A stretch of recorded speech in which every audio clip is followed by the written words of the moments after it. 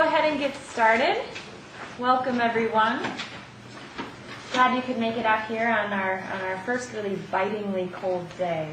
I hope it's not here to stay.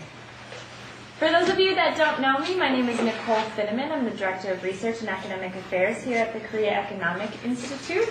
And I'm happy you can join us today for what is KEI's 18th paper in our academic paper series.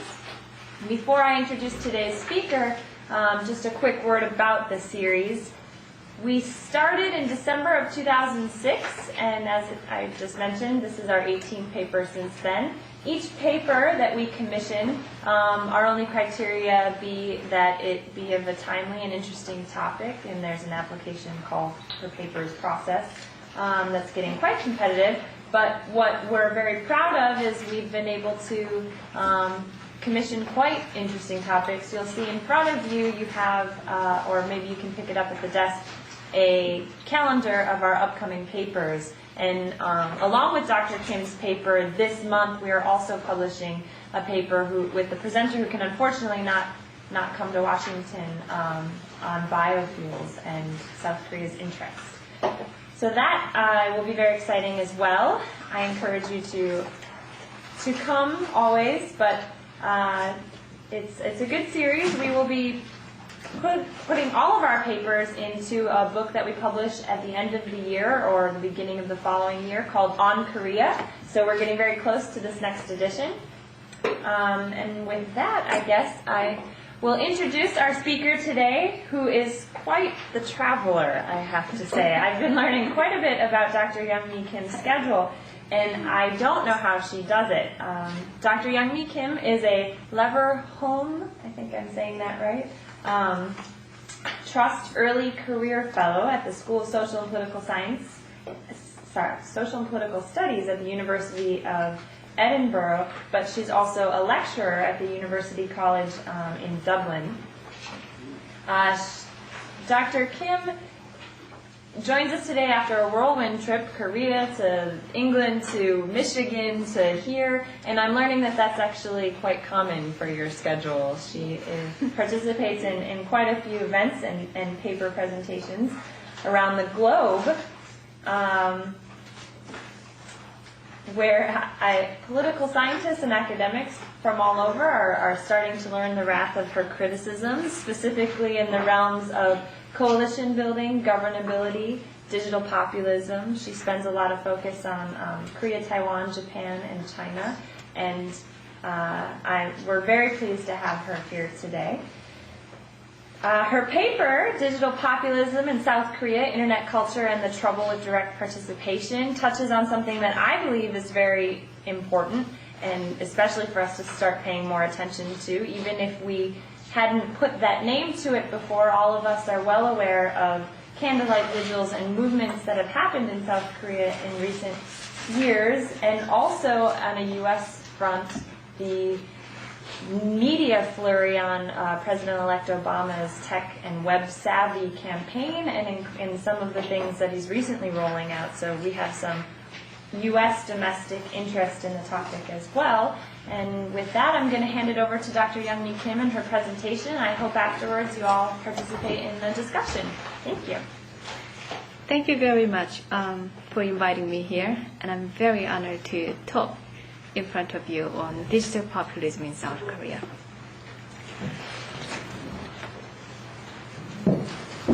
Sorry.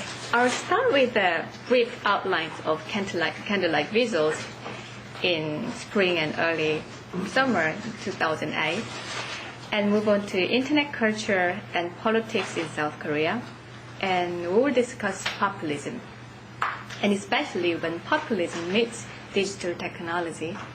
We witnessed already what has happened since 2002 until now, and I will end up with a concluding remark.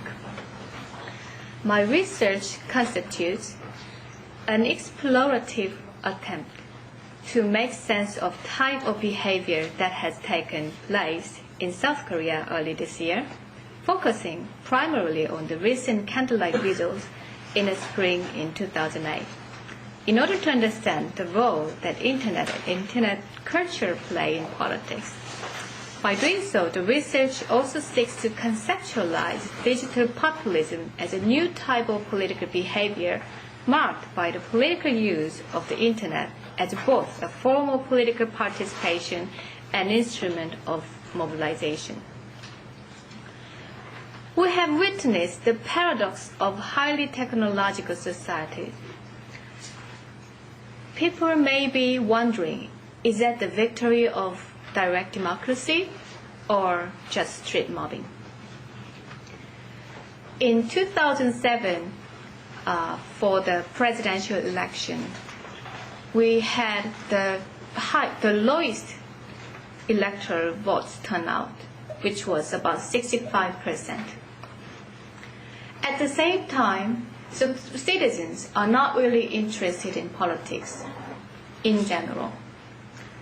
At the same time, once they have one hot issue, they become very aggressive and concentrated attention move on to a certain issue.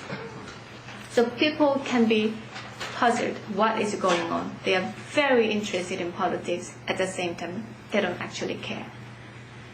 So with the rapid development of information technology, citizens are getting more involved in political discussion, especially through online discussions. So direct participation is having an effect on representative democracy. And the candlelight visual has become a regular feature since 2002. I put some picture here. I was not in South Korea during the time, but I could see strong antagonism against new government, even just attending the graduate students discussion group in Edinburgh. And when I had slightly negative view on this, I also had a very antagonistic attack from the students, being reactionary or very conservatives, but I'm not. And people wanted to talk to the president directly. As you see, it has a nickname as Myeongbak-wol or Castle MB. So the penetration of internet in South Korea is usually seen as a positive development, perhaps even a model for other countries, as more efficient bureaucracy, more political figures making use of political blogs, and also it has great opportunities for citizen participation.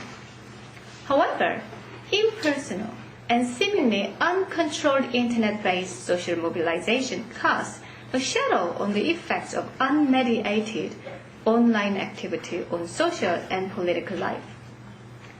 Raises the issues of whether a state should somehow regulate the free flow of information or not.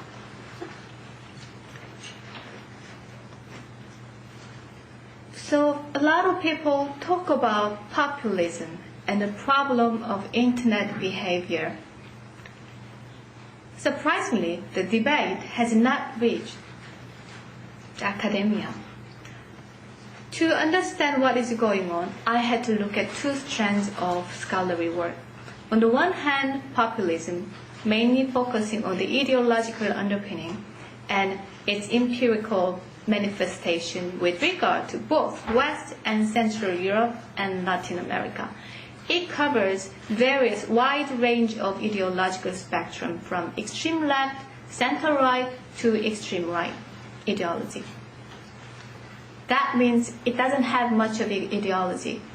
So some scholars define this as thin ideology, centered. On the other hand, there are a lot of work on internet-based socio-political action, focusing on information divide between the rich and the poor, the educated and the less educated, or the elder generation or younger generation who are more involved in internet activity, and the positive or negative effects of technology on politics, namely e-government, electoral campaigns, or internet discussions. However, we know surprisingly little about how populist movements or leaders make use of the internet for political ends. So the issue itself is far from new.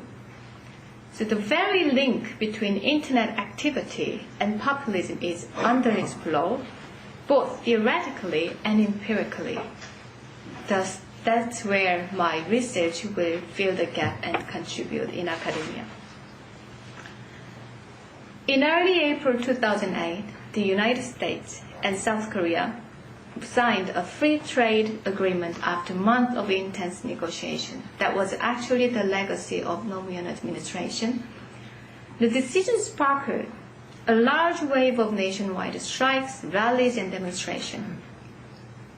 And the impact has shown here the resignation of 7 senior aides to president and administrative reshuffles, having 3 ministers replaced. And we still have debates going on over internet discussions, over ID control on the website, or cyber contempt charges.